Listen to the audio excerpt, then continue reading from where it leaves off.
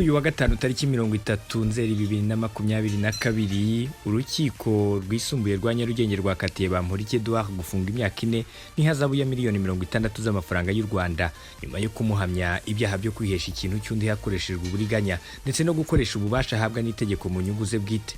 Ubushinjacyaha bwaregaga Bamporiki ibyaha bibiri byo kwakira indonke nk'icyaha cya ruswa no gukoresha ububasha ahabwa n'amategeko mu nyungu ze bwite, ndetse ku itariki ya 21 Nzeri bwamusabiye igihano cy'igifungo cy'imyaka 20 n'ihazabu ya miliyoni 200 z'amafaranga y'u Rwanda.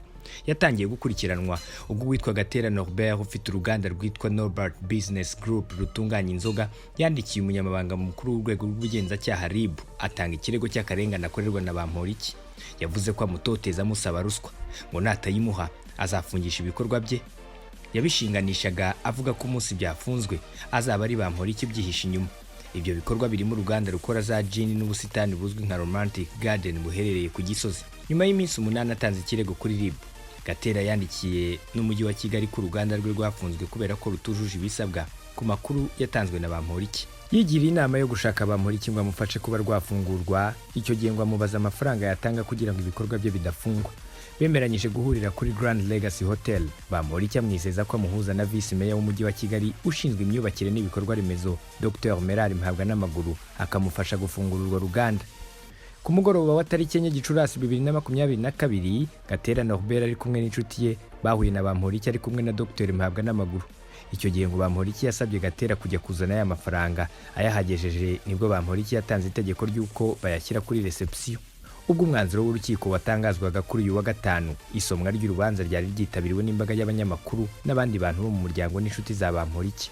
Ku cyaha cyo gukoresha ububasha mu nyungu ze bwite, umucamanza yavuze ko urukiko rusanga Bamporiki yarakoraga muri ministeri idafite aho ihuriye n'inzego zishinzwe imyubakire cyangwa inganda, adakwiye guhuzwa no kuba yarakoresheje ububasha ahabwa n'itegeko mu nyungu ze bwite.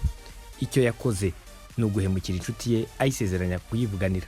Naho ku cyaha cyo kwakira indonke, umucamanza yavuze ko urukiko rusanga nta mafaranga Bamporiki yigeze afata mu ntoki ze, cyane ko bakimara kuyazana yatanze itegeko ry'aho agomba gushyirwa ubwo yari muri Grand Legacy Hotel.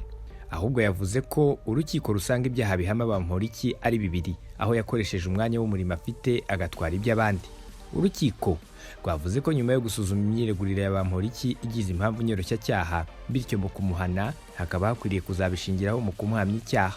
Urukiko rwavuze ko rusanga igihano gikwiriye guhanishwa Bamporiki ari igifungo cy'imyaka 4 n'ihazabu ya miliyoni 60 z'amanyarwanda. Kubijyanye n'isubika gihano yari yasabiwe n'umwunganira mu mategeko, urukiko rwavuze ko rusanga gusubika icyo gihano nta somo byaba bitanze.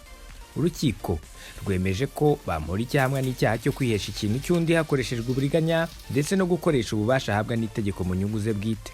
Simeon Stizo Muhumuza, connectiontv i Kigali.